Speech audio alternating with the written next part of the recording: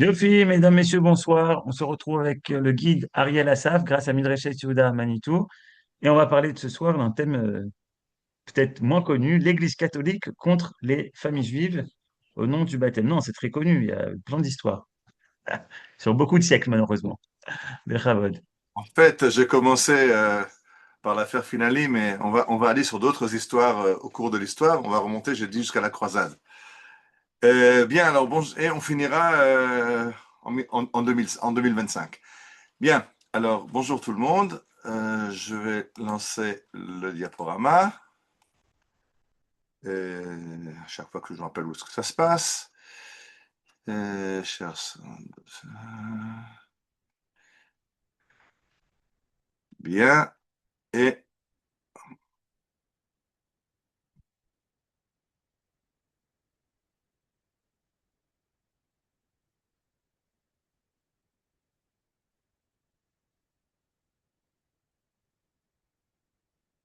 voilà. Ok, très bien. Et on veut donc parler de l'affaire Finali, qui est l'affaire phare à partir de laquelle je commence, mais on va continuer avec d'autres affaires. Donc l'affaire Finali, vous avez à gauche un documentaire, deux enfants au cœur d'une affaire d'État. À droite, vous voyez la photo des deux enfants, des frères Finali, une fois qu'ils ont été rendus à leurs parents. Mais commençons par le début. Donc c'est une affaire qui a vraiment défrayé la chronique dans les années d'après-guerre. Il y a un film que vous voyez à droite, Une enfance volée. Il y a un livre de Catherine Poujol à gauche, Les enfants cachés. Il y a des articles dans les journaux. C'était vraiment une affaire d'État. Et commençons par le commencement. Donc, la montée du nazisme en Europe de l'Est, l'Anschluss en Autriche, et une famille de juifs qui habitent en Autriche quitte l'Autriche et se disperse. Alors, deux sœurs partent en Nouvelle-Zélande, une sœur Tedwige part en Eretz Israël, et Fritz et son épouse Annie, qui était médecin à Vienne, quittent l'Autriche, destination de la Bolivie. Pour prendre le bateau en Bolivie, ils vont en France, mais le bateau est annulé et finalement, ils s'installent à la Tronche près de Grenoble et auront deux enfants. Deux enfants, Robert Reuven, 14 avril 41, et Gérald Gedalia, le 3 juillet 42. Donc les deux enfants sont nés pendant la Shoah et ils ont fait la Brit Mila, ils sont circoncis pendant la Shoah. Ça va avoir son importance après. Je rappelle toujours ce que je dis toujours. Ne lisez pas ce qui est marqué, ça c'est pour moi. J'ai mis un peu Vous m'écoutez, vous regardez les photos, pas besoin de se fatiguer à lire ce qui est marqué à gauche. Donc, ils ont deux enfants et en février 44, ils décident de les cacher. Ils ont peur, il n'y a plus le lit de démarcation, ils ont peur d'être arrêtés et ils confient leurs deux enfants qui ont donc 2 et 3 ans à la pouponnière locale et ils demandent à une amie, Marie Poppert, que si jamais il arrive quelque chose, qu'elle s'occupe de récupérer les enfants et les envoyer à une de leurs sœurs qui sont en Nouvelle-Zélande ou en Eretz Israël. Ils ont fait le bon choix parce que quelques jours plus tard, ils sont arrêtés par la Gestapo. Ils arriveront à Drancy et ils ne reviendront pas. Je reviens à l'image qu'il y avait avant. Si vous regardez à droite, c'est le certificat d'admission à Drancy. Et ce qui est très important, c'est ce qui est marqué sur ce certificat. Je le montre avec la souris. Il y a marqué MOE. MOE, c'est marié, zéro enfant. C'est très important parce que le fait qu'ils aient déclaré qu'ils n'ont pas d'enfants fera que quand ils vont être envoyés, déportés à Auschwitz, la police française ne cherchera pas les enfants. Parce que je rappelle que les directives de l'État français sont de ne pas séparer les familles. Et que pour des raisons humanitaires, si on déporte les adultes, il faut aussi déporter les enfants pour ne pas les laisser seuls, bien sûr. Souci humanitaire de l'État français. Donc le fait qu'ils se soient déclarés sans enfants et cachés leurs enfants, c'est ce qui va sauver les deux enfants, Robert et Gérald.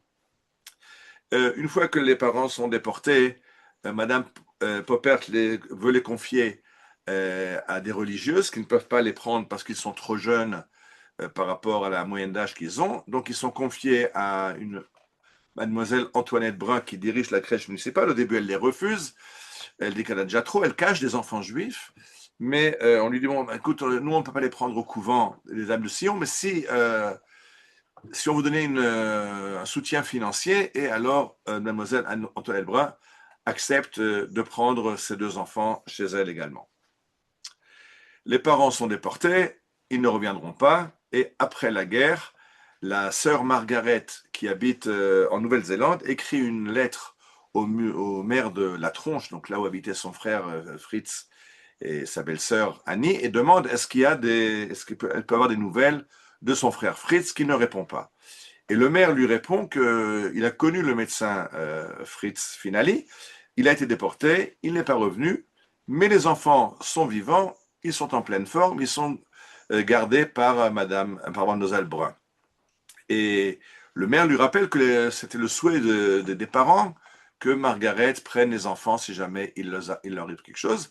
Et donc Margaret prend sa plus belle plume, elle écrit à Marie Poppert et Noiselle Brun, voilà, je suis la tante des enfants Finali, et je vous remercie énormément de les avoir éduqués, gardés, protégés, sauvés. Et je voudrais récupérer les prendre à la maison chez moi en Nouvelle-Zélande. Réponse de Mademoiselle Brun, pas de réponse. Première lettre, pas de réponse. Deuxième lettre, pas de réponse. Troisième lettre, après la troisième lettre, quand déjà Margaret fait savoir qu'elle a tout préparé, qu'elle a des visas d'entrée en Nouvelle-Zélande, que tout est prêt pour accueillir ses neveux, elle reçoit enfin une lettre de Mademoiselle Brun. Là, j'ai mis à droite une photo d'une lettre parce que je vous dis que elles ont écrit des lettres. Ça vous paraît bizarre, mais quand je guide des jeunes aujourd'hui dans les écoles et que je parle de lettres, ils me demandent de quoi il s'agit. C'est quelque chose qui appartient déjà à la haute antiquité. Nous, dinosaures, comprenons de quoi il s'agit, mais les élèves en primaire aujourd'hui, une lettre, un timbre, une enveloppe, il faut leur expliquer de quoi il s'agit. Bien, continuons donc notre histoire. Et mademoiselle Antoinette Brun répond donc en novembre 45, c'est déjà plusieurs mois après la prise de contact, suivant ma conscience et parce que je suis catholique, j'ai assumé l'entière responsabilité de vos neveux, avec tous les risques que cette attitude comportait. J'espérais les rendre à leurs parents, sinon les élever, mais ils sont juifs et ils sont restés fidèles à leur religion. Alors là, c'est déjà un gros mensonge, parce qu'elle les élève comme catholiques. Ils ne sont pas encore baptisés, mais elle les élève comme catholiques. Elle leur apprend un petit peu à détester les juifs. Les juifs, c'est comme un peuple maudit qui est déicide, qui a tué Jésus, qui ont, disons que malgré ce qu'elle prétend, elle ne les a pas fait grandir en tant que juifs. Mais elle sous-entend qu'il vaudrait mieux attendre quelques années, c'est pour le bien des enfants, qu'ils restent encore aller quelques années chez elle. S'il vous plaît, bon, attendez encore un petit peu. Et une chose encore qu'il faut savoir, c'est pas directement Mademoiselle Brun qui les élève. En fait, c'est son adjointe à la crèche. Les enfants l'appellent Maman Brun, mais en fait, c'est Marie, son aide, qui s'occupe des enfants. Marie Brun les voit une fois tous les quelques mois. En tout cas, elle n'a pas l'intention de les rendre. Et alors, elle fait quelque chose, elle commence le premier pas, c'est qu'elle va demander au tribunal de Grenoble de créer, de convoquer un conseil de tutelle. Et ce conseil de tutelle, donc convoqué par un juge, va lui donner la garde des enfants. On n'a pas dit au conseil de tutelle, qui sont des parents de la famille, que il y a des survivants, il y a des tantes qui ont demandé la garde des enfants, ça ils ne le savent pas. Et donc ils disent oui, Mademoiselle Brun s'occupe de ses enfants depuis 1944, ben, qu'elle continue et apparemment tout est bien. Et elle reçoit du juge la garde temporaire. Et là, elle va faire quelque chose de supplémentaire. Si vous regardez cette photo-là, que j'ai trouvée sur un site allemand, donc c'est en allemand, mais c'est pas grave. Vous voyez à droite les deux frères Gérald et Robert, et à l'extrême gauche, vous voyez leur frère adoptif Guy Brun, qui était donc adopté par Mademoiselle Brun. Mais si vous regardez bien sur leur chemise, vous voyez les croix. C'est la photo de baptême. C'est-à-dire que Mademoiselle Brun les fait baptiser. Elle comprend que les sœurs, les tantes la tante va demander la garde de l'enfant et rapidement elle baptise les enfants et elle en fait officiellement de bons petits catholiques pour sauver leur âme et pour avoir le soutien de l'Église qui l'aidera à ne pas rendre des enfants catholiques à des parents juifs. Et alors commence le scandale parce que quand la tante Margaret Fischel comprend que que Antoinette Brun n'a pas l'intention de rendre les enfants, elle demande à sa sœur Edwidge qui habite en Israël. Je rappelle qu'il n'y a pas, au début, il n'y a pas encore l'État, c'est juste vraiment le début de l'État d'Israël. L'État d'Israël est déjà, c'est en juillet 48, il y a déjà l'État d'Israël. Elle lui dit, écoute, si toi tu peux t'occuper de récupérer les gosses, parce que tu es quand même plus proche que moi en Nouvelle-Zélande. Et alors, sa sœur Edwige Rosner contacte un ami de la famille, un ingénieur chimiste de Grenoble, Moïse Keller, qui va faire toutes les démarches administratives et judiciaires pour essayer de retrouver les gosses. Il va aussi engager un ténor du barreau et le procès s'engage maintenant, un procès officiel contre Mademoiselle Brun. Il y aura plusieurs. J'ai pas préparé toute l'historique du procès.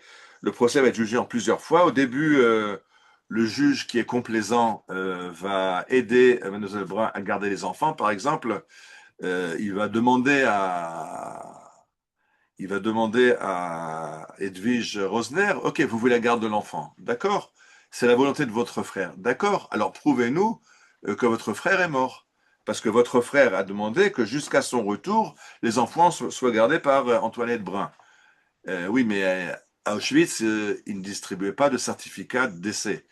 Donc, ne pouvant pas prouver que les parents finalistes sont décédés, le juge dit, ben, dans le cas, jusqu'à preuve du contraire, jusqu'à preuve du décès des parents, les enfants restent sous la tutelle de Mademoiselle Brun. Donc, ça va faire un procès assez retentissant. Et surtout, quand tu auras le coup de théâtre du fait que l'enfant est catholique et donc il ne faut pas le rendre à une famille juive, ça c'est impossible.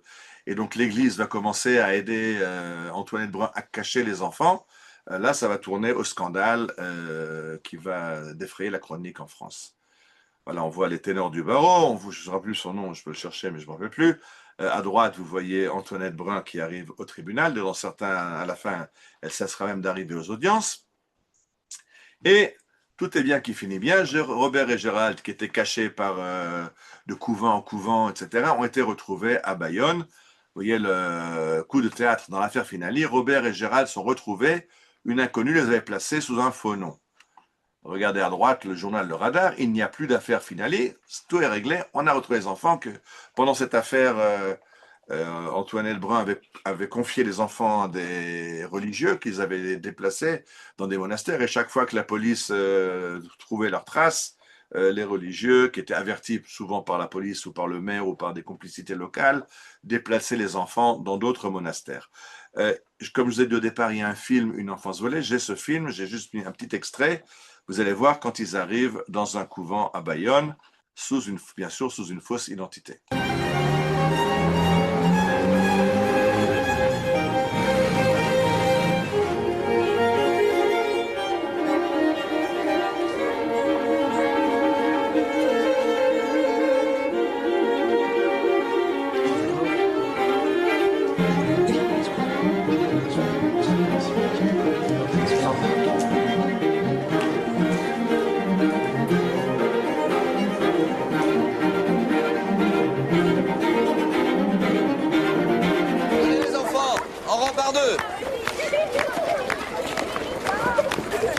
On se dépêche.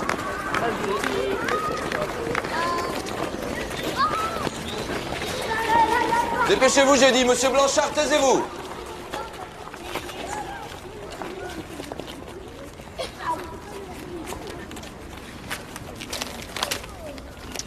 Adam, Pierre. Présent. Basset, Marcel. Présent. Bernal, Louis. Présent. Canal, Georges. Présent. Jousse, Vincent. Présent. Lanthierry, Antoine. Présent. Loyer, Charles. Présent. Martella, François. Martella, François. C'est toi. Présent. Il faut vous réveiller, monsieur Martella. Martin, Jean. Fais gaffe. Pense que t'es un Bastille, espion. Tu dois jamais Étienne. dire ton nom. Je dis rien comme ça, c'est plus sûr. Non. Si on Rivière, t'interroge, Mathieu. tu dis que tes parents sont morts et que je suis ton meilleur ami. Alain. D'accord, Robert? Non. Antoine, je m'appelle Gabin, Antoine. Martin. Antoine. Simonet, Thibault. Antoine. Casquette. Voutier, Adrien. Et Vura, Louis. Présent. Bien. Faites demi-tour. Allez.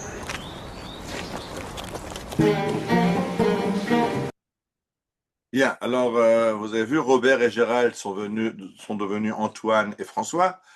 Le problème, c'est, vous voyez dans cette image, un des curés lit le journal, il voit la photo de ses frères que la police recherche et il va alerter les autorités que les frères ont été retrouvés. Ce qui permet tout de suite à la police de faire un communiqué de presse, voilà, les enfants sont retrouvés, et donc les journaux annoncent coup de théâtre, ils sont retrouvés, l'affaire de Finali est finie. Je me souviens, quelqu'un qui a dessiné sur l'écran, j'aime pas tellement ça. Juste un instant, si je peux effacer. Comment est-ce que j'efface?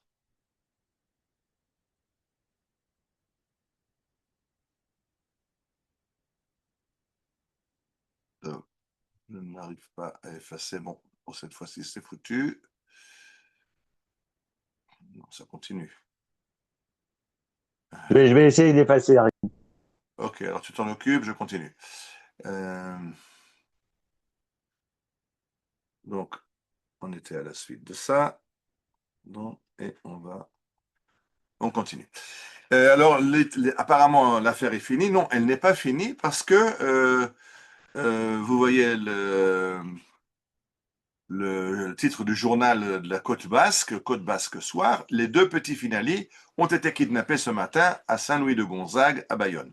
Donc, quand d'autres curés se sont rendus compte que la police était sur les traces des enfants, ils kidnappent les deux enfants, leur font passer les Pyrénées. Je rappelle qu'on est juste dans l'après-guerre. Faire passer des gens les Pyrénées vers l'Espagne, on sait le faire. Et donc, finalement, il y aura plus tard, pas maintenant, mais il y aura plus tard, vous voyez, dans un autre journal, l'affaire Finali, deux prêtres qui avaient facilité le passage des enfants en Espagne, écroués à Bayonne. Ça, c'est quand on les retrouvera après. Pour l'instant, ils ne sont pas encore écroués. Pour l'instant, pardon, ils sont écroués, mais les enfants sont en Pays Basque. Et donc, c'est la folie en France, parce que c'est l'Église contre le gouvernement. C'est-à-dire que le système judiciaire rend un verdict qu'il faut rendre les enfants, et l'Église cache les enfants d'abord dans des monastères, les déplace de monastère en monastère, et finalement les envoie en Pays Basque, en dehors des frontières de la France. Donc c'est une prise de main entre l'État français et le clergé catholique. Alors, les protagonistes de cette histoire maintenant vont être le cardinal Gerlier, primat des Gaules, donc le chef de l'homme d'église au plus haut grade en France, et le grand rabbin de France, le grand rabbin Jacob Kaplan. Et l'intermédiaire sera Germaine Ribière, que vous voyez au milieu, qui était une résistante qui a sauvé des Juifs pendant la Shoah et a reçu la médaille des Justes de Yad Vashem. D'ailleurs, le cardinal Gerlier aussi. Alors, il y a d'abord un accord entre l'Église et la famille que les enfants vont être rendus et que c'est fini, n'a pas le droit l'Église ne permet pas, ne cautionne pas le fait d'enlever un enfant qui a été baptisé malgré lui. Et alors au début, il y a un accord où l'Église demande laissez-nous quelques mois, on va régler le problème. Mais il y a une pression très très forte. Et le rabbin Kaplan dénonce cet accord. Vous voyez, le 5 juin, le rabbin Kaplan convoque la presse, dénonce l'accord conclu le 6 mars entre l'Église et la famille. Les hauts dignitaires ecclésiastiques n'ont jamais condamné officiellement le baptême des enfants et la plupart des théologiens catholiques soutiennent sans être blâmés la légitimité canonique de ce qui est considéré comme un enlèvement rituel. Blablabla. Il s'étonne de l'immunité particulière accordée par la public à des prêtres, des religieuses qui savent, il en est certain, où se trouvent les enfants.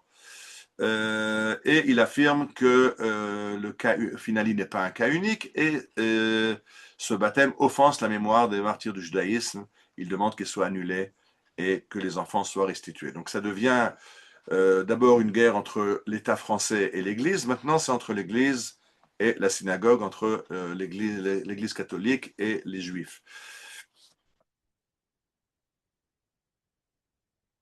Le cardinal Gerlier, lui, était un pétainiste avéré. Au début de la guerre, dans une homélie, il avait dit Pétain, c'est la France, et la France aujourd'hui, c'est Pétain. Alors, il était pétainiste, mais plus tard, il rectifie un petit peu le tir et il dira, la Providence a donné à la France un chef autour duquel nous sommes fiers de nous grouper, Pétain, mais les droits de l'État ont des limites et on ne peut pas faire ce qu'on veut aux Juifs.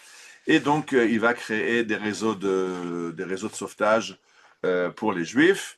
Et donc, c'est quelqu'un qui a été engagé. Donc, il était pétainiste, mais pendant la Shoah, aidé par l'abbé Glasberg, il a collaboré avec Losey, avec le grand rabbin Kaplan, avec l'imam de Lyon et avec beaucoup d'autres. Et d'ailleurs, il a aussi reçu la médaille des Justes de Yad Vashem. Et donc, lui va mandater Germaine Ribière, qui, elle, pendant la Shoah, avait fait des faux papiers, a caché des Juifs.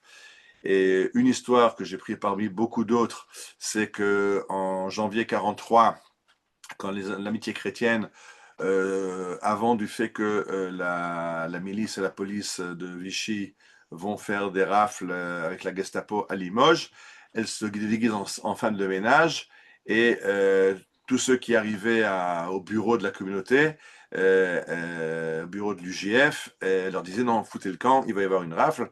Et finalement, il y aura 100 arrestations au lieu de 1200 prévus. Donc, c'est une résistance. Elle a beaucoup de contacts avec les groupes résistants en France et en Espagne.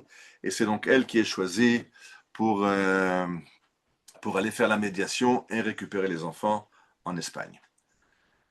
Donc, vous voyez, le cardinal Jali envoie Germaine Ribière en Espagne.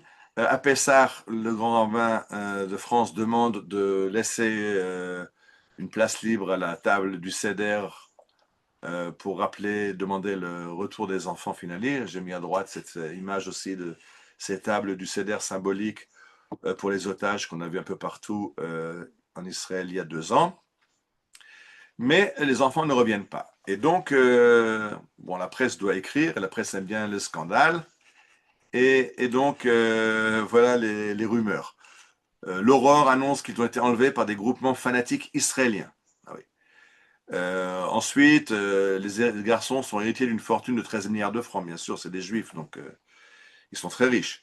Le Monde s'inquiète de l'état de santé d'un des enfants. Combat écrit qu'il est mort et enterré.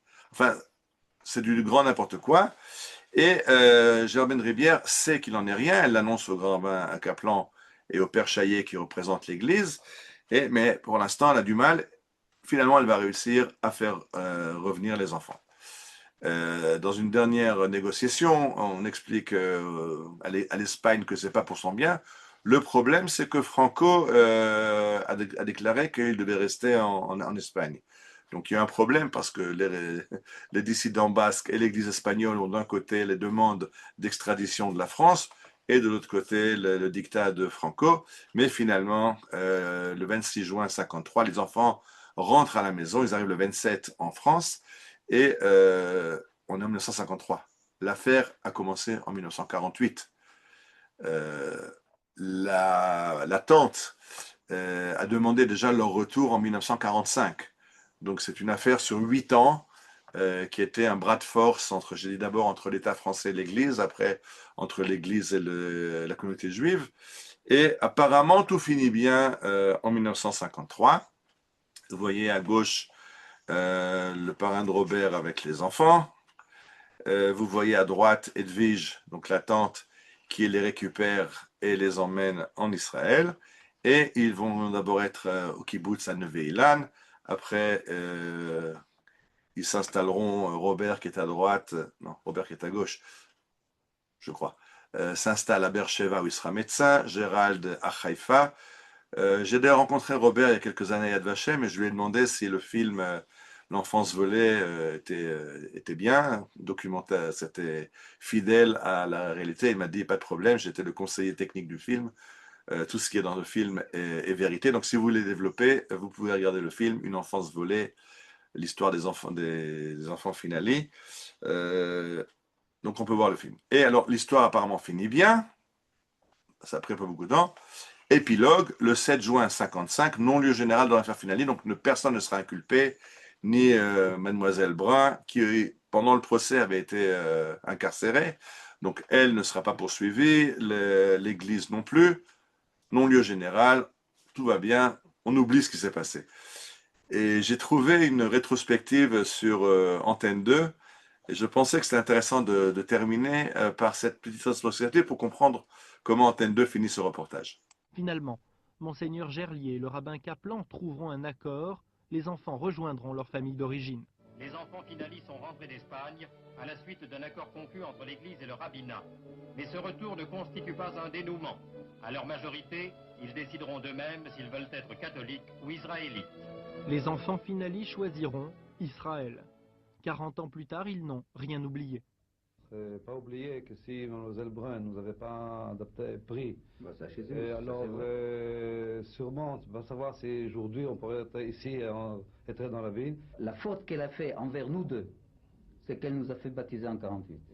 C'est 3 ans après que notre famille a commencé à nous rechercher en 45. Aujourd'hui, les passions sont apaisées. Et si les autorités juives rappellent l'affaire Finalis, c'est pour mieux parler de compréhension. Voilà. Donc, l'affaire Finalis, c'est la compréhension entre le judaïsme et l'Église. Conclusion des journalistes, c'est quand même quelque chose d'assez incroyable que ces enfants aient été cachés, convertis de force. En fait, ce qui a permis au tribunal de statuer en faveur de la famille, c'était surtout le fait qu'ils avaient été circoncis. Parce que le fait qu'ils étaient circoncis quand ils étaient gosses pendant la Shoah a prouvé au tribunal que les parents avaient la ferme intention de les élever dans le judaïsme. Et donc, ce qu'a fait Antoinette Brun était contraire à la volonté des parents légitimes, des parents biologiques des enfants. Ça a eu beaucoup de poids dans le procès. Donc voilà, ça c'était l'affaire Finali par laquelle j'ai commencé. Mais c'est pas la première fois. Finalement. Pardon. Quand le rabbin Kaplan a parlé d'enlèvement rituel, en fait, il fait allusion à une affaire qui a défrayé la chronique, elle aussi, mais pas la chronique française, la chronique internationale en 1851.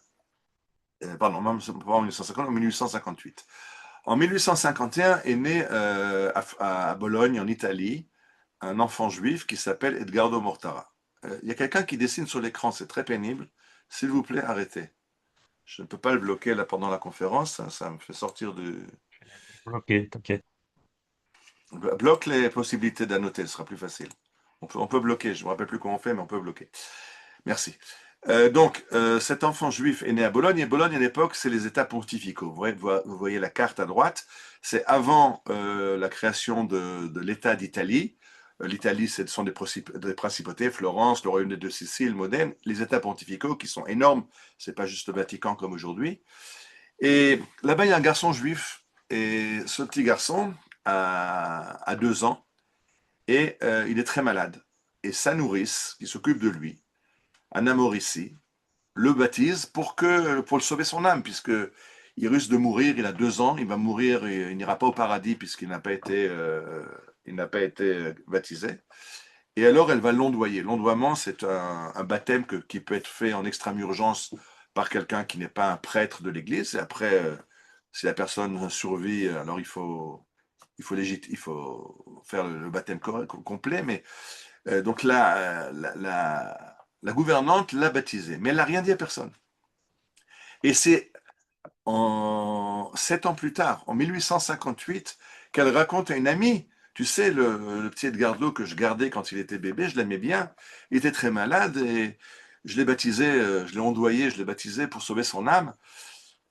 Et cette amie raconte ça à quelqu'un, qui raconte ça à quelqu'un, qui raconte ça à quelqu'un. Ça arrive aux oreilles de l'Église. Il dit, bah, c'est un enfant catholique. On ne peut pas le laisser dans une famille juive.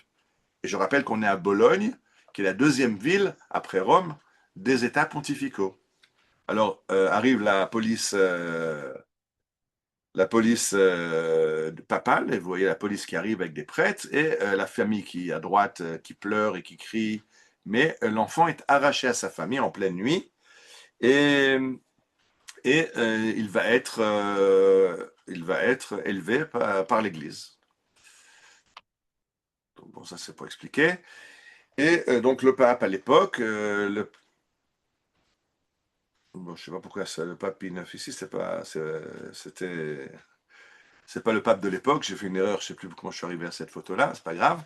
Mais donc l'Église ne peut pas rendre l'enfant, puisque l'enfant a été baptisé, donc il est catholique. À l'époque, l'Inquisition est encore très forte, et le grand inquisiteur de Bologne, Pier Gaetano Feletti fait donc enlever l'enfant Edgardo Mortara sur l'ordre du pape. Il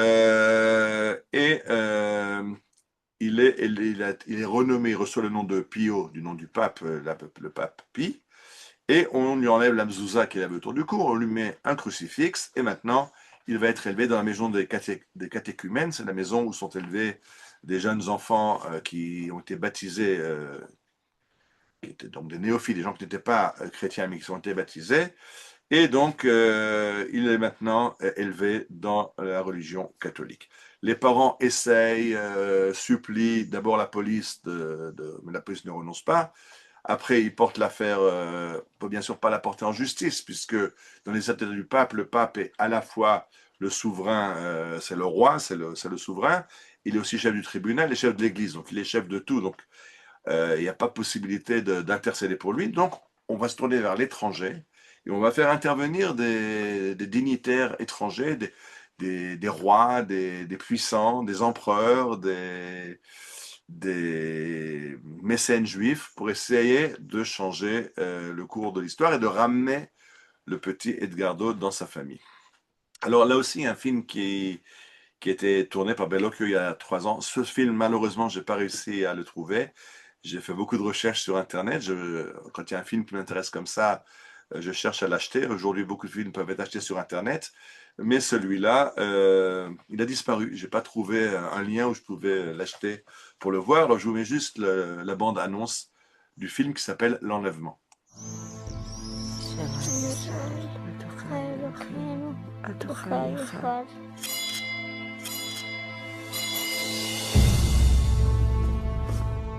Signor Mortara, suo figlio Edgardo è stato battezzato e ho l'ordine di prendere. Cosa? Un battesimo non si può annullare. Suo figlio non è più ebreo, suo figlio è cristiano. Lo porterete via? Sì.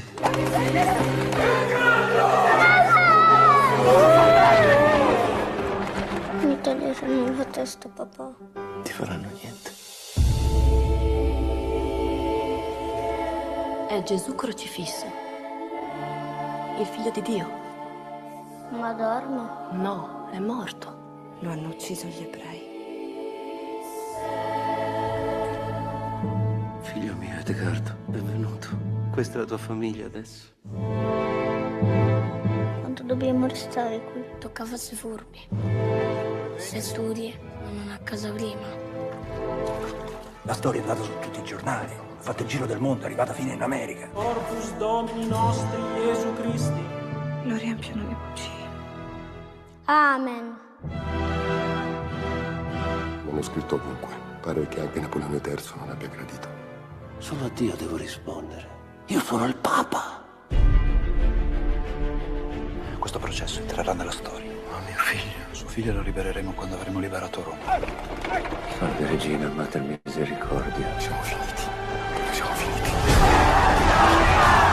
Viva Bologna liberata!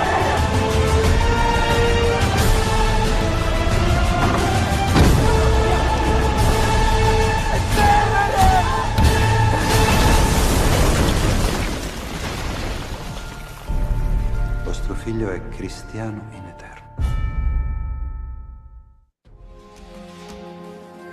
Bien, alors donc il est élevé par l'Église qui va le former dans les ordres.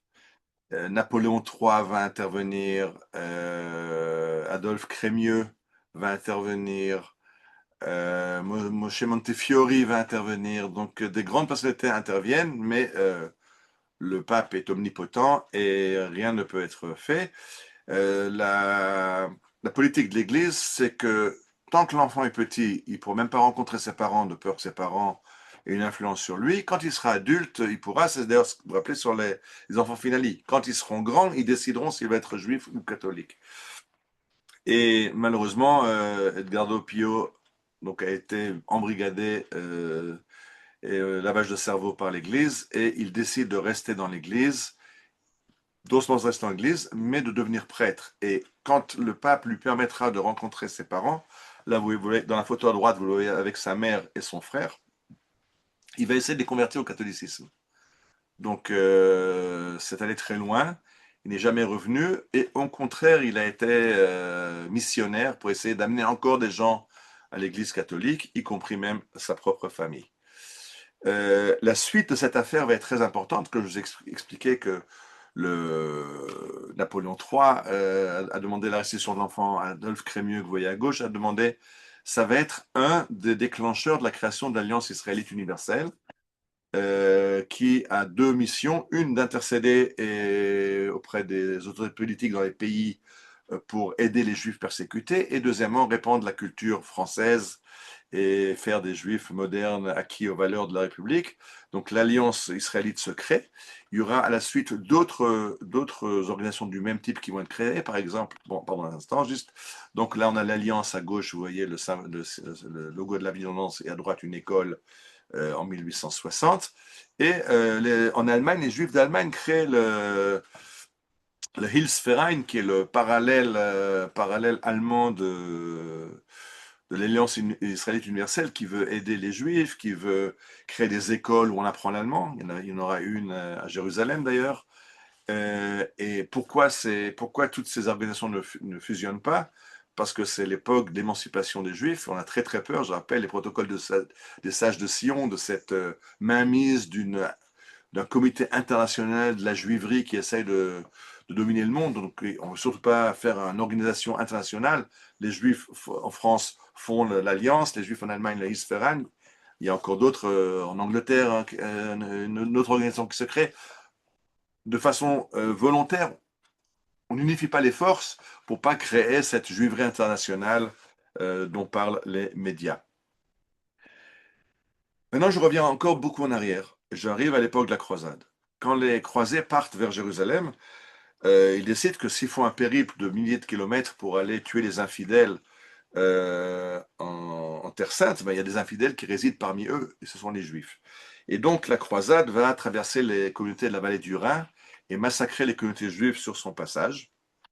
Et là, vous voyez un verset de la Torah dans la paracha de Noach. Dans la paracha de Noach, quand Noach sort de l'arche, Dieu lui dit Ve'ach et dimchem nafshotechem edrosh, interdiction de tuer, j'aurai la traduction. Toutefois, encore votre sang qui fait votre vie, j'en demanderai compte. Dieu demandera compte des assassinats. Et à l'homme lui-même, si l'homme frappe son frère, je demanderai l'avis de l'homme.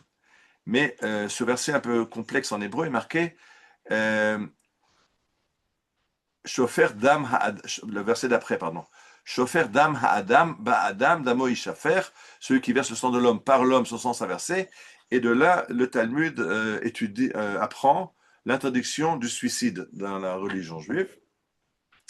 Et les Tosafot, donc, qui sont les écoles rabbiniques de France, d'Angleterre et de la vallée du Rhin, vont expliquer ce verset et dire voilà, alors on a Ach et dimchem azara lechonek et atzmo, de là on apprend l'interdiction du suicide, mais restriction. B'sha'at hashmad yachol imsor atzmo lemita ve'larog et atzmo, en cas de baptême forcé, de conversion forcée, alors on a le droit de se suicider. C'est une raison valable.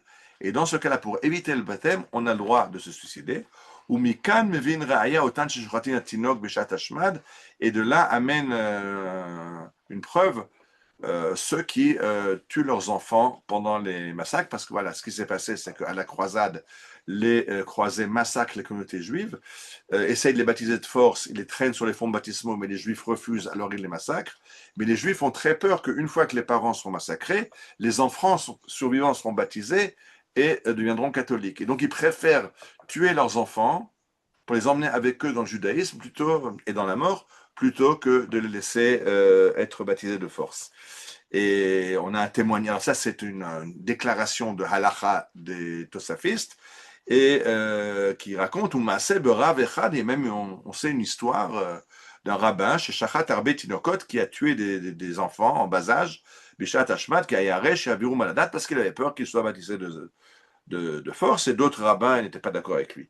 Ça, c'est un témoignage, on a entendu que, mais on a un témoignage beaucoup plus direct du Ra'avan, donc qui est un de ses maîtres des tosafistes, Ra'avan, qui écrit Vesham Aïta Isha Chashuva V'Chassida, et C'était où? Dans quelle ville? À Aspire en Allemagne. Speyer, à Aspire en Allemagne, où il y a une femme qui a tué, qui s'est suicidée al Kiddush Hashem. Et elle était la première, regardez l'exemple à ceux qui se sont suicidés ou qui ont tué leurs enfants. Mais là-bas, Aspire, l'évêque a réussi à sauver des juifs et n'a pas exigé le baptême. Tzachan, c'est de l'eau puante. C'est comme ça que les juifs appellent l'eau baptismale. Et on a fait la suite où il raconte dans d'autres communautés, même mais dans d'autres communautés, les juifs ont été baptisés de force, et donc ils tuent même les enfants pour éviter que les enfants ne soient baptisés après la mort des parents. On écoute quelques notes de musique d'une prière qu'on dit tous les Shabbats à Moussaf dans le Rite Ashkenaz et qui nous vient de cette époque-là, qui parle des communautés qui ont été massacrées.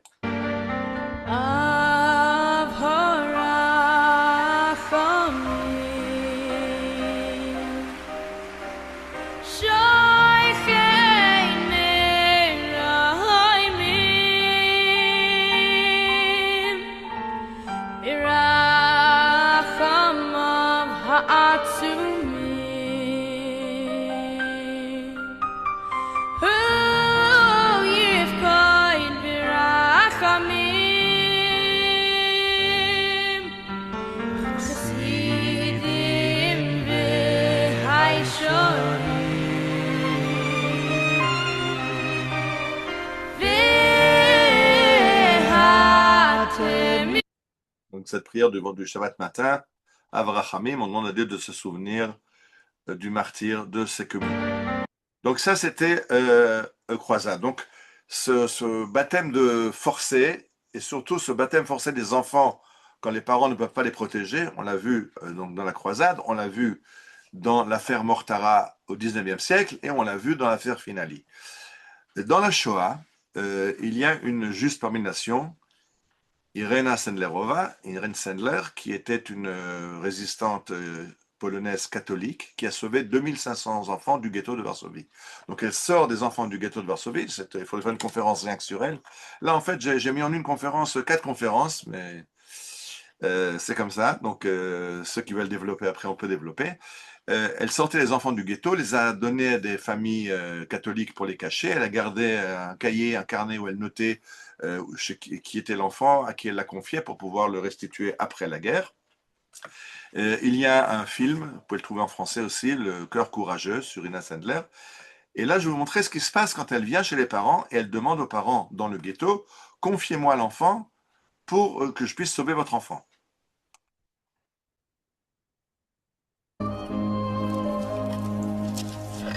Ça, c'est la liste des enfants cachés qu'elle cache dans le jardin. Je ne voulais pas te faire peur, mais je dois faire tellement attention. Eva se porte bien. Et Carolina? Oui, tout va bien. Rien de spécial à la maison. Irena, pour ton idée d'emporter notre fille.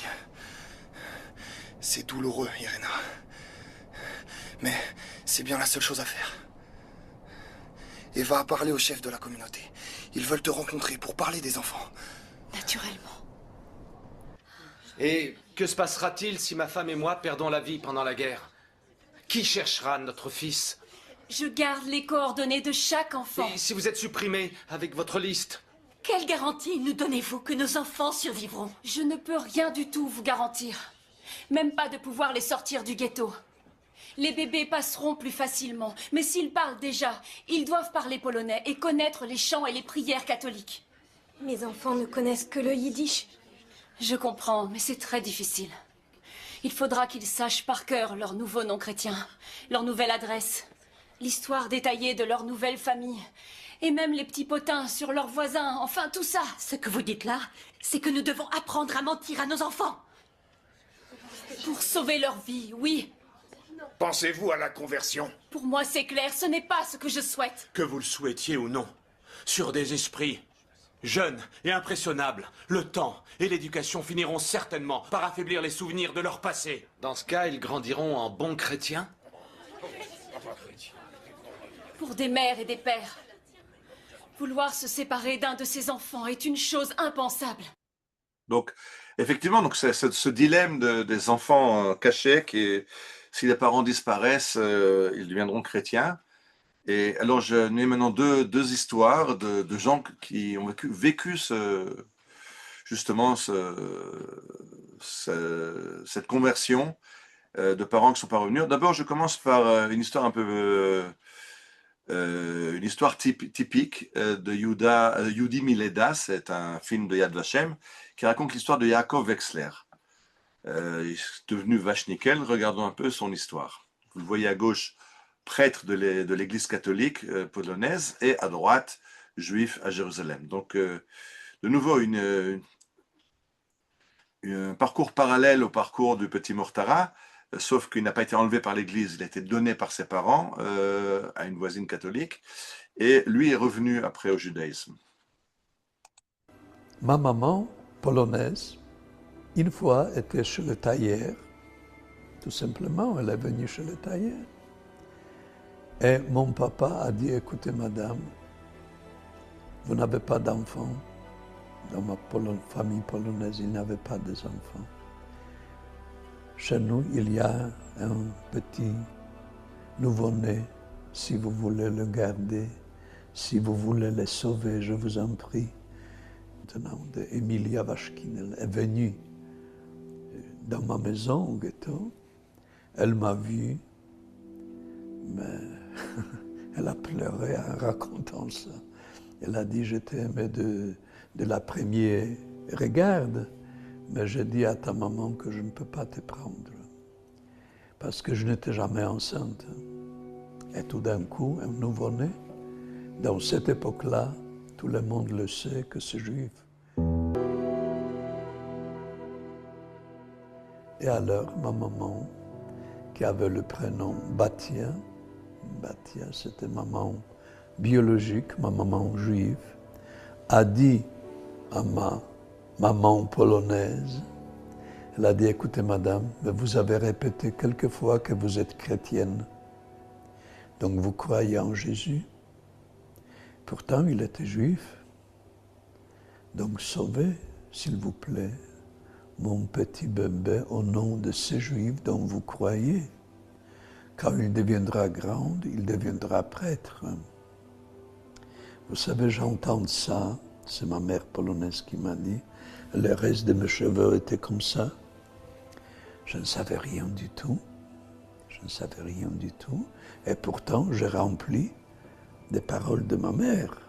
Après ce sermon de ma mère biologique, ma mère polonaise a décidé de me prendre. Il m'a dit, je ne pouvais pas te ne pas prendre. Parce que si j'ai refusé, c'est comme si j'ai refusé ma foi en Jésus. Donc je t'ai pris. Il dit que sa maman polonaise lui a dit que sa maman juive lui avait dit quand il sera grand, il sera prêtre. Est-ce qu'elle lui a vraiment dit ou pas? Je vous laisse décider de vous-même. Je me pose quelques points d'interrogation.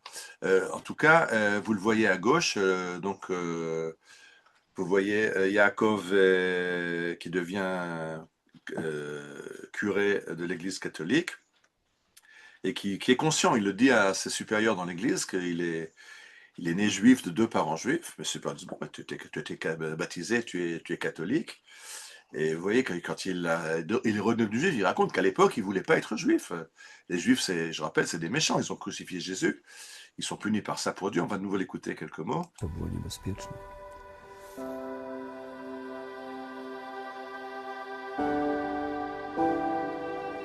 En 92, il arrive en Israël, il rencontre sa famille.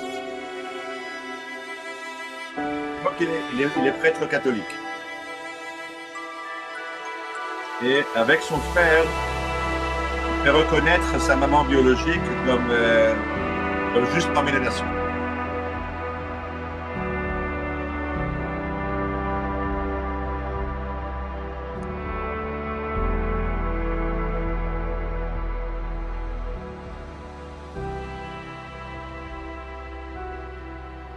Petit à Yad Vashem quand il était encore catholique. Je suis devenu de plus en plus étranger en Pologne. Je n'ai pas supporté l'antisémitisme. J'ai écrit 2 livres. C'était le dialogue judéo-chrétien. Mais pourtant, je me sentis étrangère. Et finalement, je me suis décidé en 2009 quitter la Pologne et venir en Israël. Et maintenant, je sais que c'est grâce à ma prêtrise que j'ai retrouvé mon judaïsme. Parce que sans prêtrise, je me suis marié. J'avais ma femme, j'avais les enfants. Et les problèmes des Juifs, probablement, a évaporé. Ce n'était pas mon problème. Mais parce que je suis devenu prêtre, les problèmes judéo-chrétiens ont toujours été avec moi. Et comme j'étais seul, sans famille, je ne suis responsable de personne, je suis responsable seulement de moi-même. Donc, je puis faire tout ce que je fais. Et encore, je suis très, très content.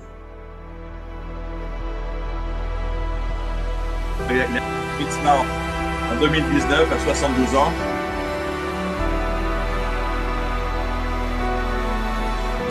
13 ans.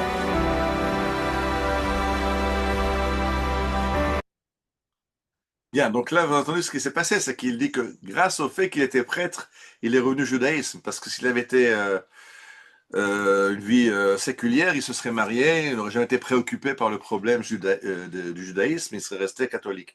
Et c'est en fait quelque chose de très grave, parce que moi, je guide en Pologne, et il y a quelques années, quand j'étais à Varsovie, j'ai vu le grand rabbin de Pologne, le Rav Choudrir, qui donnait un cours à des Polonais assez âgés. Je lui demandais, mais qui sont ces gens-là? Il m'a dit, bah, c'est des gens qui ont été des enfants cachés par leurs parents chez des voisins catholiques. Les parents ne sont pas revenus. Les parents adoptifs les ont baptisés et les ont fait grandir comme leurs propres enfants dans la religion catholique. Et sur leur lit de mort, les parents adoptifs disent, en fait, tu n'es pas mon enfant, tu n'es pas mon fils, tu n'es pas ma fille biologique. Et on t'a aimé, mais tu as des parents juifs qui ne sont pas revenus. Alors ces gens-là, tout à coup, à 60 ans, découvrent leur judaïsme et cherchent en quête de leur identité, et c'est eux qui arrivent, et j'ai demandé au rabbin Choudrir combien ils sont. Il m'a dit répertoriés aujourd'hui officiellement 80 000, et il me disait, et moi j'estime qu'il y en a le double, que 80 000 ne sauront jamais parce que les parents ne leur diront pas, 80 000 auront disparu, 80 000 ont reçu cette nouvelle qui sont juifs, une partie reviennent au judaïsme, une partie ne reviennent pas, ça c'est encore un autre problème. Donc c'est un problème qui nous a accompagnés jusqu'à maintenant. J'ai d'ailleurs rencontré une jeune fille d'une famille comme ça en Pologne. Donc ça c'était l'histoire de Jacob, mais je vais vous montrer une histoire qui est un peu différente. L'histoire de Yaakov Tzvi Hirsch Griner. Yaakov Tzvi Hirsch Griner, vous le voyez aussi en prêtre. Là, c'est pas quelqu'un qui a été confié par ses parents à des voisins chrétiens. Lui, c'est un jeune juif qui a grandi dans une famille charédite à Zamość, en Pologne. Et quand sa famille a été massacrée, d'abord son père et après la communauté de Zamość a été massacrée à Ishbitsa, lui s'est enfui et il allait de maison en maison cherchant quelqu'un qui lui donnerait un abri, jusqu'à qu'il rencontre un ami qui lui donne une vraie carte d'identité chrétienne sous le nom de Grégor Pawlowski. Et donc, il vient avec cette carte d'identité de Grégor Pawlowski, il a 14 ans, et il se présente dans un monastère et il demande à être accueilli. Et il va grandir dans ce monastère et il va choisir la vocation chrétienne. Il continue, il garde 2 choses de son judaïsme. Un, que le jour de Pessah, pendant la semaine de Pessah, il ne mange pas de pain. Toujours il trouve une excuse, il mange autre chose mais pas de pain. Et le jour de Yom Kippour, il a toujours mal au ventre et il est au lit malade, incapable d'avaler quoi que ce soit. Donc il a gardé 2 choses, 2 liens avec le judaïsme, le jour de Kippour et le Hametz à Pessah. Mais c'est tout. Et il est donc prêtre catholique. Dans les années 60, il écrit son histoire dans un bulletin de l'Église. Ça arrive chez des gens qui le lisent, qui le montrent à sa famille. Il a un frère qui est en Israël et qui relit qui essaie de reprendre contact avec lui. Et lui s'intéresse maintenant au judaïsme, mais en fait, il va se faire nommer par l'Église prêtre de l'Église catholique de Yafo. Ceux qui se promènent à Yafo, il y a l'église Saint-Pierre, une grande église catholique là-bas, et le curé de l'église catholique n'est autre que Grégor Pawlowski, alias Yaakov Tzvi Hirsch Griner, alias Grégor Pawlowski, qui habite donc en Israël, mais qui reste chrétien. Mais il décide d'abord de renouer de retourner en Pologne et de faire un mémorial à Ishbitsa, là où sa famille était assassinée. Donc, avec des proches, il va aller là-bas, avec son frère, et faire un mémorial dans le cimetière d'Ishbitsa. Il va faire encore autre chose, il va se faire creuser une tombe juste à côté de la fosse commune où sa mère et ses frères et sœurs ont été assassinés. Il écrit déjà la Matseva. Et il dit, quand je mourrai, je vais être enterré là-bas. Il va dire, je suis né juif, j'ai vécu chrétien, mais je veux être enterré comme juif. Et donc, il écrit déjà sa Matseva et demande dans son testament que, après sa mort, il soit enterré à Ishbitsa. Il y a un directeur d'école, l'Yeshiva Amit de Ashdod, le Rav Shalom Malul, qui va chaque année en Pologne accompagne son école, il accompagne d'autres groupes, et lui a créé des liens avec toutes sortes de survivants de la Shoah. Et un jour, il apprend l'histoire du curé Grégor Pawlowski, il prend contact avec lui, ils vont devenir amis, et il a pris l'habitude, quand il a amené ses élèves à Ishbitsa, d'être devant la tombe encore vide de Grégor Pawlowski, d'appeler Grégor Pawlowski au téléphone. Et donc, ce prêtre catholique parlait en hébreu, puisqu'il habite à Yafo. Il parlait en hébreu aux élèves et leur racontait son histoire. Il leur disait, sur le haut-parleur, le Rav Maloul mettait le haut-parleur sur le téléphone, et il disait aux élèves, voilà, vous êtes maintenant sur ma tombe que j'ai préparée pour mourir en tant que juif à côté de ma famille. C'était un sommet des voyages du Rav Maloul en Pologne. Là, vous le voyez, donc à gauche comme scout quand il était jeune. Vous le voyez avec sa classe d'élèves prêtres. Et à droite, vous le voyez à Yafo comme prêtre à l'église catholique de Yafo. Donc le Rav Maloul que vous voyez à gauche est devenu ami avec lui. Vous le voyez à droite. Il est prêtre à Yafo. Attention, ne vous trompez pas, la kippa qui porte sur la tête. Le Rav Maloul lui dit, si de toute façon tu veux mourir en tant que juif, alors commence à devenir juif maintenant. Il dit, non, maintenant je suis catholique, ce sera pour après ma mort. Il dit, bon, tu peux commencer par exemple à mettre une mezouza à ta porte. Et donc le prêtre de Yafo met une mezouza, il a une kippa sur la tête, et met une mezouza avec bracha sur sa porte à Yafo. Et il dit aux élèves aussi, j'ai une patrie, c'est la Pologne. Je fais partie du peuple polonais, mais j'ai aussi un autre peuple, le peuple juif. On m'a fait la Brit Mila, donc je suis l'un et je suis l'autre. Il n'a jamais vraiment choisi son camp, enfin il a choisi un camp, il a choisi de vivre catholique et de revenir au moment de sa mort à la religion de ses pères. Et quand il décède, effectivement, alors il est enterré, d'abord il y a d'abord une cérémonie à Yafo, et puis il est transféré à Lublin, puisqu'il veut être enterré dans le cimetière de Ishbitsa par l'église. Donc là, vous voyez la cérémonie dans la cathédrale de Lublin. Donc c'est la cathédrale. Vous voyez la garde épiscopale devant son tombeau. Mais derrière, il y a un rabbin qui est en train de chanter des Tehillim.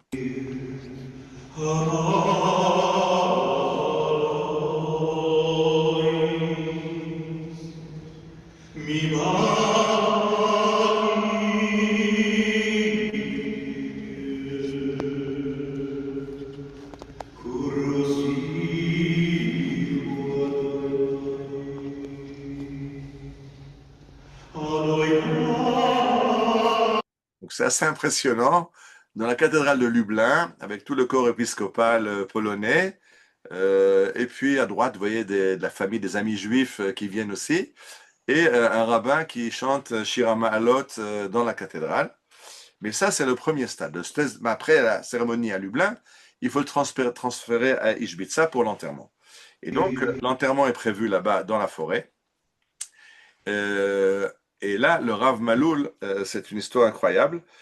Quand il apprend qu'il va être enterré là-bas, il annonce, je ne sais plus comment c'est annoncé, en tout cas, Yossi Scheinfeld prend contact avec lui. Yossi Scheinfeld, c'est un tour opérateur qui fait des voyages cachers dans le monde entier. Il lui dit, écoute, si tu veux lui faire un enterrement juif, tout est à ma charge. Donc le Rav Maloul téléphone à 10 élèves, dit j'ai besoin d'un minyan. On part en Pologne et on va à l'enterrement de Yaakov Tzvi Griner. Alors à gauche, là vous le voyez devant le monument aux victimes de Zamość, donc la famille de Tzvi Hirsch, sa tombe est juste à côté. Et l'Église a prévu un enterrement catholique. Mais alors le rabbin lui dit stop.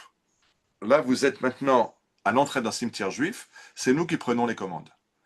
Et les élèves disent on ne peut pas.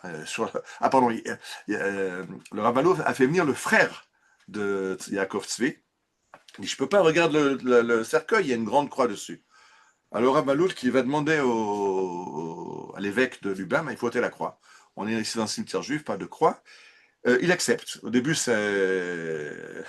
l'évêque refuse, bien sûr. Il téléphone à ses autorités ecclésiastiques. Ils disent non, pas d'esclandre dans le cimetière. Ils enlèvent la croix. Et les élèves du Rav Maloul, donc les anciens élèves de la yeshiva de Amit Ashdod, sont venus avec des drapeaux d'Israël et drapés dans les drapeaux d'Israël. Ils volent, ils s'emparent du cercueil qui était aux mains de la garde épiscopale et décident de lui donner une sépulture juive dans le cimetière de Ishbitsa. On entend le frère qui dit Kaddish.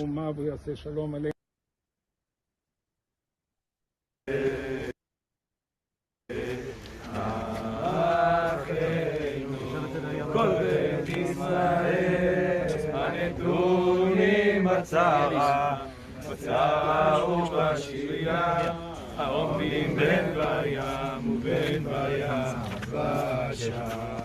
המקום ירחם ירחם עליהם ויוציאם מצרים לרווחה ומעפל הלאוהי ומשעבוד לעד הקדוש לעד הקדוש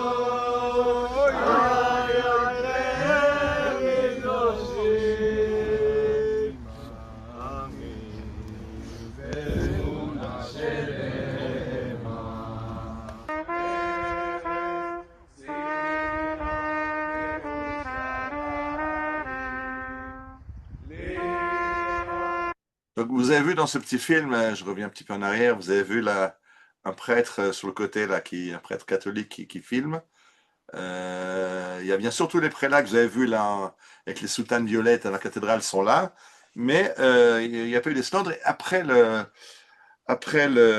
l'enterrement, l'église va faire un repas en l'honneur de Yaakov Tzvi Grégory, et donc le frère dit, il n'est pas question, on ne va pas y aller, et le Rav Maloul dit, on va y aller, pour leur montrer, fierté juive, on va manger cachère, on amène notre repas, mais on ne s'enfuit pas. On est chez nous, c'est un juif, et regardez le hesped qu'il va faire, parce que tout à coup on lui demande de faire un hesped. Et donc le hesped que dit le Rav Shalom Maloul, Banu me'eretz Israël omar lecha shenachnu abimotra, nous sommes venus d'Israël pour te dire que nous t'aimons. Banu lekayem et mitzvatra, nous sommes venus réaliser tes dernières volontés. Ki balta shivim v'tesha shana matana me'elokim, tu as reçu 79 ans de vie, cadeau de Dieu. Limadta otanu musar kama tzarik lelachem lichyot, nous a montré comment il faut lutter pour pouvoir survivre et vivre. Bacharta lichyot beknesia she'etzila otra, tu as choisi de vivre dans l'église qui t'a sauvé. Aval halev nishar tamid yehudi, mais le cœur est toujours resté un cœur juif. Noladta yehudi, tu es né juif. Chayita kenotzri, tu as vécu en chrétien. Vehayom ata choser l'am yehudi, aujourd'hui tu reviens au peuple juif. Baruch shufra la mishpacha, bienvenue, le retour dans la famille. Baruch shufra l'am Israël, bienvenue dans ton retour au peuple d'Israël. Voilà, c'était un petit survol de ces rapports compliqués entre juifs baptisés par l'Église catholique. Certains, malgré eux, comme dans l'affaire Mortara ou dans l'affaire Finali. Certains qui ont choisi de mourir plutôt que d'être baptisés dans les croisades. Certains qui ont choisi le baptême et vivent comme chrétiens, mais mourir comme juifs, comme Yaakov Tzvi Griner. Une histoire complexe de rapport des Juifs et de l'Église catholique dans le baptême, dans des situations très complexes. Voilà, j'espère que la conférence a été intéressante. Bien sûr, il y a encore beaucoup à dire. J'ai beaucoup de films et beaucoup de matériel. J'ai choisi de couper beaucoup de choses. Je m'étais posé la question, est-ce que je fais ça en une conférence ou en deux conférences? Je disais de faire une conférence. Mais vraiment, dans cette une conférence, il y a 4 histoires qui auraient pu être chacune un volume à temps plein. Voilà, je pense que les micros sont ouverts si quelqu'un veut réagir. Je vois qu'il y a un chat. Ok.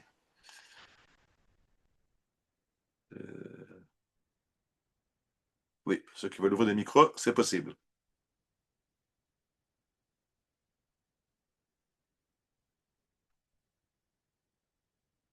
Non, personne n'a rien à dire ou à redire. Tout le monde est sous le choc. Non, Odile, tu fais des signes, mais il faut ouvrir le micro si tu veux parler. Non, on peut ouvrir le micro. Moi, j'ai vérifié qu'on peut ouvrir. Si quelqu'un veut ouvrir le micro. Ah, pardon. Je m'excuse. Maintenant, c'est ouvert. Bon, alors moi j'ai une petite histoire à vous raconter. En 1968, en Israël, j'ai rencontré le docteur Villarfort. À l'époque, il faisait un doctorat sur les chrétiens, l'Église qui a sauvé des Juifs pendant la Shoah. Quelques mois plus tard, je l'ai revu à Lyon, là où j'habitais, et je lui ai dit, ah, comment ça va? Il m'a dit, vous savez, cet après-midi, je dois aller au monastère des Pères Blancs. Et est-ce que vous voulez venir avec moi? Je lui ai dit oui. J'ai été avec lui au monastère des Pères Blancs. On a été reçus. Il m'a dit, attention, hein, ce que vous dites, parce que ça peut être filmé, ça peut être avec des caméras quelque part. Il a demandé au prêtre, il a dit, voilà, je fais des recherches, les Juifs qui ont été sauvés par l'Église à Lyon pendant la guerre. Et le prêtre lui a dit oui, il y en a eu. Il dit, est-ce que je peux voir les archives? Il lui a dit non, c'était 1968, 69. Il lui a dit non, ça prend 30 ans avant qu'on puisse ouvrir les archives. Alors, on ne pouvait rien voir. Le prêtre lui a dit, mais il y a une chose que je peux vous dire, c'est qu'il y a beaucoup de ces enfants qui, en reconnaissance de ce que l'Église a fait pour eux, se sont convertis. Oui, alors ce que tu dis, c'est exact. Merci, Daniel. Je n'ai pas amené justement une histoire à laquelle j'ai demandé en parler ou pas parler. C'est l'histoire du frère Daniel Rufhausen, en Israël, qui a défrayé la chronique parce que lui, justement, par remerciement pour l'Église, a décidé de devenir chrétien et était père. Et il était au monastère des Carmélites à Haïfa. Et il a œuvré pour le rapprochement, le retour du christianisme au christianisme des origines qui était beaucoup plus proche du judaïsme. Ouais. Et c'était une grosse affaire médiatique en Israël dans les années 50 parce qu'il a demandé la citoyenneté israélienne. Et là, il a fallu définir qui est juif aux yeux de la loi du retour. Et la Haute Cour a statué que est juif tout juif de naissance, mais quelqu'un qui a choisi de son plein gré d'être catholique a décidé, a donc annoncé qu'il ne veut plus être juif, et donc Daniel Rufhausen n'a pas reçu la citoyenneté israélienne, parce que devenir catholique de son plein gré, c'est refuser d'être juif, et donc n'être plus sujet à la loi du retour. Alors je l'ai rencontré quand j'étais étudiant au Technion, il faisait beaucoup de conférences aux étudiants, etc. Quelqu'un de très particulier, de très intéressant, très problématique. Je vois aussi dans les chats que quelqu'un marque Lustiger. Je n'ai exprès pas parlé de Lustiger, parce que Lustiger, c'est une autre histoire. Lustiger, c'est quelqu'un qui raconte qu'il a eu une vision et qu'il a été atteint par la grâce. Donc, ce n'est pas du tout l'histoire que je raconte ici de juifs chrétiens ou de juifs sauvés dans la Shoah. Lustiger, c'est un juif malade qui a une révélation. C'est vrai qu'à la fin, il a voulu qu'on lui dise Kaddish et enterrer un... Mais ce n'est pas l'histoire dont je parle aujourd'hui. Non. En Moi, plus, je voulais dire aussi j'ai quelque réfléchi. chose. Je voulais mettre une photo de lui juste pour dire que je ne parle pas de lui. Donc, je n'ai pas parlé de lui, et c'était à dessein. Ok. Ouais. Moi, je voulais dire quelque chose aussi, c'est que j'ai lu un livre, mais je me rappelle plus quand, que les Juifs, ils ont été perdus parce que beaucoup des gens qui les ont suivis, et des résistantes qui les ont cachés avaient des listes, et quand elles ont été prises, eh ben, elles ont détruit les listes, on ne savait pas où étaient les enfants. Et en France, je parle pas en Pologne. Il y a des tas d'enfants qui ne savent pas qu'ils sont juifs. Bien sûr, c'est une histoire. Je voulais mettre Parce une. qu'on les a pas retrouvés, parce qu'il y avait plus les listes. Les listes avaient été brûlées ou avalées, ou pour sauver les enfants, les gens qui avaient les listes des enfants où ils étaient, les ont détruites. Ben, on a vu ça dans le film quand Irena Sandler enterre la liste dans le jardin. Et ses amis ont très très peur que si elle est arrêtée ou elle disparaît, la liste sera perdue. Mais la liste, c'est un danger mortel et pour les enfants et pour elle. Donc elle ne peut pas garder la liste dans la maison, c'est trop dangereux pour elle. Donc c'est vrai que garder les listes, c'est un problème. Beaucoup de listes ont été perdues.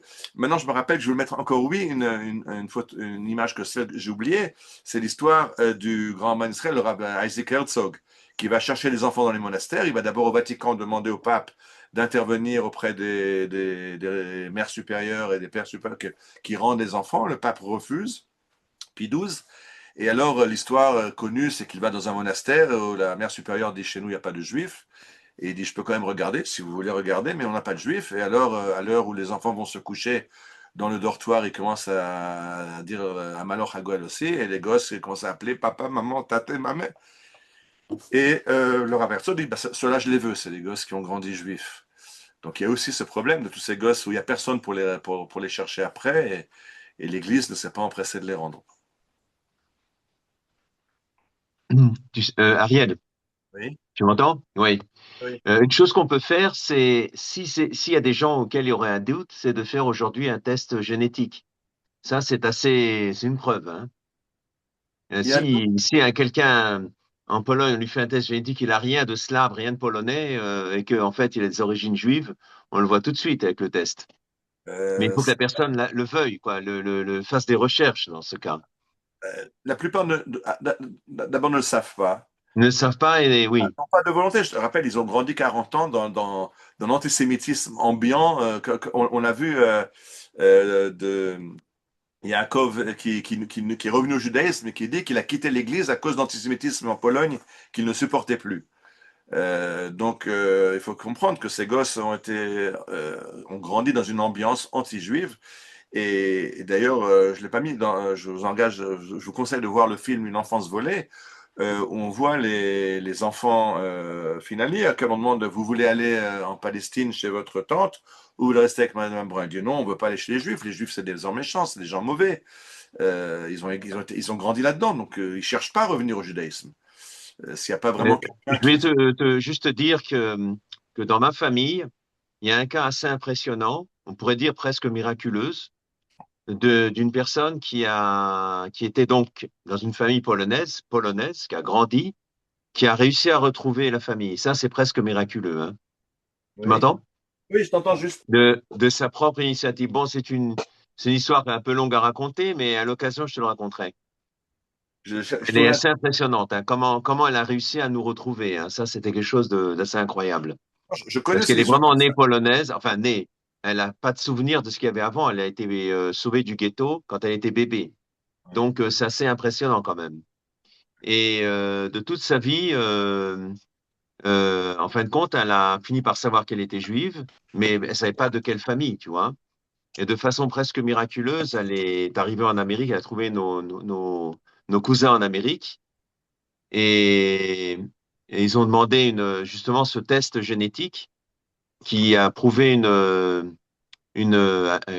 c'était adéquat à plus de 80%. C'est-à-dire c'est vraiment la famille proche. Okay. Ouais. Et on l'a connue il y a une vingtaine d'années, hein, en 2004, si je ne me trompe pas. Ils vivent en Israël maintenant. Elle et sa fille. C'est intéressant. À l'occasion, je te le raconterai. Est-ce que là, commencer à raconter ça, c'est un peu comme une histoire que toi, tu as racontée maintenant, quoi. Il faut un quart d'heure, quoi. Mais c'est vraiment une histoire impressionnante. Hein. Si ça t'intéresse, je peux te la raconter à l'occasion. Yehuda peut la raconter aussi bien parce que c'est Yehuda qui les a retrouvés finalement aussi en Israël par notre famille, quoi. Ok, Ouais. Tada. Voilà. Mais il y a des cas comme ça, hein, mais c'est vraiment presque miraculeux là, parce que elle savait rien, quoi. Vraiment, elle savait rien. Quand je guide Ouais. en Pologne, j'ai découvert encore autre chose que je ne connaissais pas. J'avais une guide polonaise, on a toujours une guide polonaise dans le car, et elle s'intéressait un petit peu trop au judaïsme. Alors je lui ai demandé, raconte-moi ton histoire. Je me suis assis au café, je lui ai dit, maintenant je veux que tu me racontes ton histoire. Et elle m'a dit qu'en fait, elle guidait des juifs de Cracovie, des juifs américains, des familles qui venaient de Cracovie. Et ces juifs sont allés au bureau de la communauté à Cracovie, où les archives existent encore, puisque Cracovie n'a pas été détruite. Et donc elle s'ennuyait, donc elle a cherché son nom de famille dans le registre de la communauté. Et non seulement elle trouve son nom de famille dans le registre, mais elle se rend compte qu'il y avait un juif, Yaakov Brel, avant-guerre, qui habitait là où son père a son bureau. Donc elle téléphone à son père et elle demande est-ce que grand-père était juif. Et je lui dis la réponse, c'est que mon père a raccroché le téléphone. Et depuis 6 mois, elle ne m'a pas parlé parce qu'elle a découvert le secret qu'il essayait de cacher. Il y a aussi beaucoup de juifs, je ne parle même pas des juifs qui étaient chez les catholiques, je parle de juifs qui savaient qu'ils étaient juifs et qui, après la Shoah, ont voulu effacer, ne pas être ces problèmes d'être juifs et qui se sont mariés avec des catholiques ou même entre juifs et qui n'ont pas raconté aux enfants. Et les enfants ont grandi sans savoir qu'ils étaient juifs. Donc il y a même aussi ça. Oui. Mais alors, pour que cela les retrouver, c'est presque miraculeux, hein. Oui, à l'occasion, je te raconterai, parce que là, je crois qu'il y a la providence, là. Ça paraît trop, presque un surréaliste, quoi. Mais c'est un fait. Elle est en Israël, elle est là, et le test génétique montre qu'elle est la famille proche, quoi. On sait exactement qui c'est, hein. Okay, merci, ça, on se parlera. Ouais. Quelqu'un d'autre veut aussi réagir, avec plaisir. Oui, à l'occasion, hein, parce que là, c'est pas la plateforme qui correspond. C'est encore quelqu'un qui veut parler. Oui. Il y a des millions de juifs comme ça qui ont été perdus et qu'on retrouvera, j'espère. Mon fils est rabbin à Liverpool, il était rabbin à Liverpool.